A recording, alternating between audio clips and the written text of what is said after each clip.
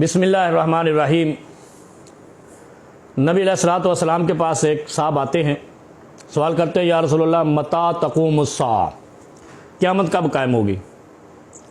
نبی علیہ السلام آگے سے فرماتے ہیں ما عادت لہا، آپ نے کیا تیار کیا؟ اور پھر فرمایا لا تقوم الساعۃ حتی یخرجون ثلاثون کذابون دجالون کلہم یزعم انہ نبی لا نبی بعدی۔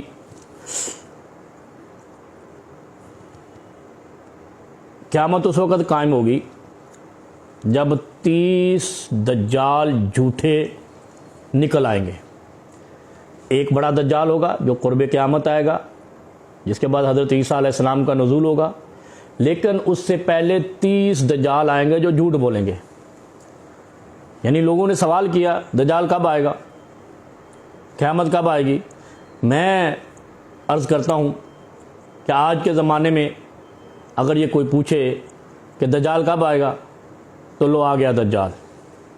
کسی نام نہاد سیاستدان کو سیاست کے نام پر آج کے بعد پاکستان کے فیلڈ مارشل، افواج پاکستان کے کسی ایک جنرل، پاکستان کے کسی ایک سپاہی کے خلاف بھی بات کرنے کی اجازت نہیں دیں گے۔ جو ہوا ہے اسلام آباد جناح سینٹر میں، یہ کروانے والوں کو بھی اس کا گمان نہیں تھا کہ وہاں پر کلہم یزعم انہ نبی درجہ معصومیت کی ہستی ہوتی ہیں۔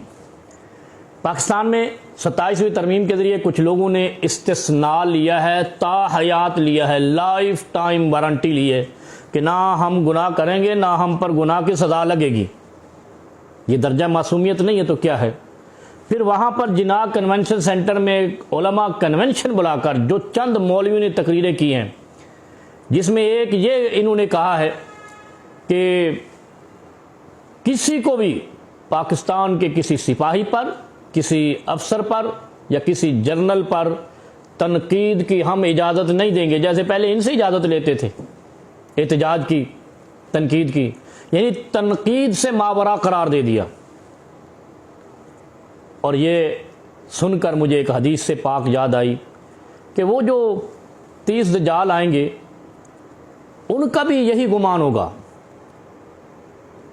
لیکن یہاں میں ایک بات واضح کر دوں کہ پاکستان کے فوجی، سپاہی، ان کے افسران، میں اللہ کو گواہ بنا کر کہتا ہوں کہ انہوں نے بھی یہ سن کر ان کے دل پر بوجھل گزرا ہوگا کہ یہ ہمیں کس درجے پر پہنچایا جا رہا ہے۔ آپ فکر نہیں کریں، یہ وہی لوگ ہیں جن کے بارے میں سوال کیا گیا تھا نبی علیہ الصلوۃ والسلام سے۔ انس بن مالک رضی اللہ عنہ کی روایت ہے، سنن نبی داؤد اور سنن ترمذی میں یہ روایت موجود ہیں، اور اسی طرح یہ کتاب الفتن کی روایات ہیں کہ یاتی علی الناس زمان ہمہم بطونہم وشرفہم متاعہم وقبلتہم نساؤہم، اور فرمایا وَدِّینُهُمْ دَرَاهِمُهُمْ وَدَنَانِيرُ اولئک شر الخلق لا خلاق عند اللہ، کہ لوگوں پر ایک ایسا زمانہ آئے گا کہ جب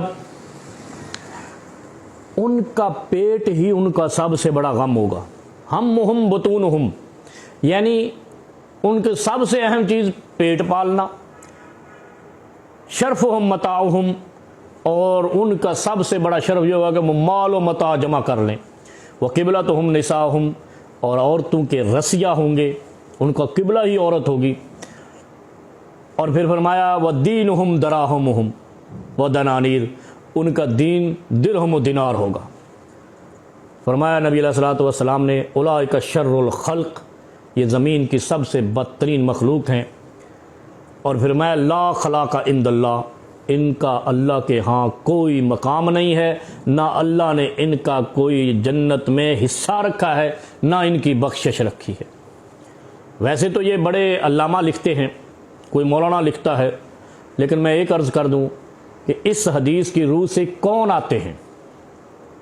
کافروں کے لیے یہ حدیث نہیں ہے، یہ کلمہ گو مسلمانوں کے لیے ہے۔ اور آپ اپنے آپ کو مولانا لکھتے ہیں، علامہ لکھتے ہیں، آپ نے جو گفتگو کی ہے، آپ اس 30 دجالوں میں سے ایک دجال میں نہیں جا رہے۔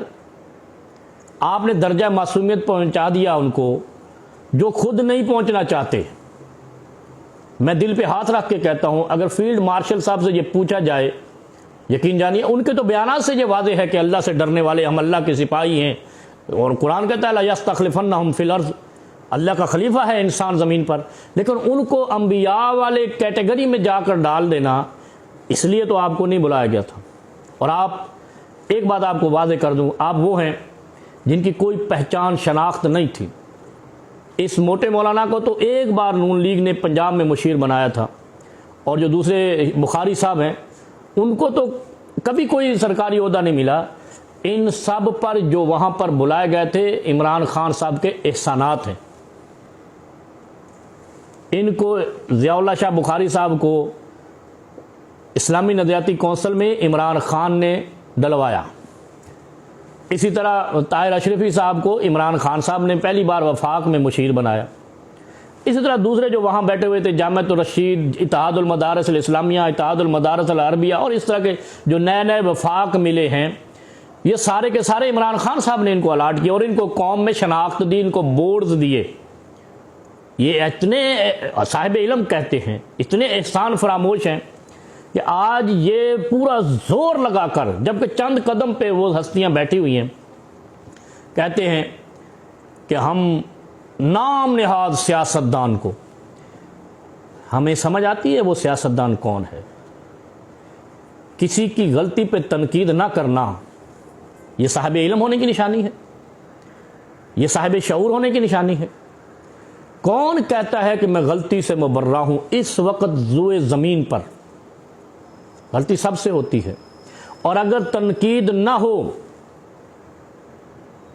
اور جرا نہ ہو تو غلطی کا احساس کیسے ہوگا؟ بہرحال قرآن کہتا ہے حل جزاء الاحسان الا الاحسان، احسان کا بدلہ احسان سے دو. آپ کو تو احسان مند ہونا چاہیے تھا عمران خان صاحب کا، اور آپ نے وہاں پر عمران خان صاحب کو تو چھوڑیں، آپ نے جنہوں نے آپ کو بلوایا ان کو آپ سے یہ توقع ہی نہیں تھی کہ آپ ان کو آسمانی مخلوق بنا دیں، معصومیت کے درجے پر پہنچا دیں. اور پھر وہ حدیث یاد آئی، یاتی علی الناس زمان ہمہم بطونہم، اللہ کے رسول نے فرمایا وہ زمانہ آئے گا کہ لوگوں کا پیٹ ہی سب کچھ ہوگا.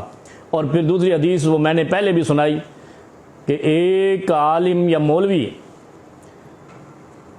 لالچی اور حریص اتنا نقصان کرتا ہے کہ شاید بھیڑیا بکریوں کے باڑے میں جا کر اتنا بکریوں کا نقصان نہ کرے جتنا ایک لالچی اور منصب کا پجاری آدمی اپنے دین کا نقصان کرتا ہے. حل جزاء الاحسان الا الاحسان. آپ لوگوں کو غور کرنا چاہیے، یہ اللہ کے سامنے ہم سب نے پیش ہونا ہے، لیکن شاید آپ نے بھلا دیا ہے کہ اللہ کے سامنے بھی حاضر ہونا ہے. اس قدر آپ اس نہج پہ نہ چلے جاؤ کہ اللہ کی پکڑ آ جائے.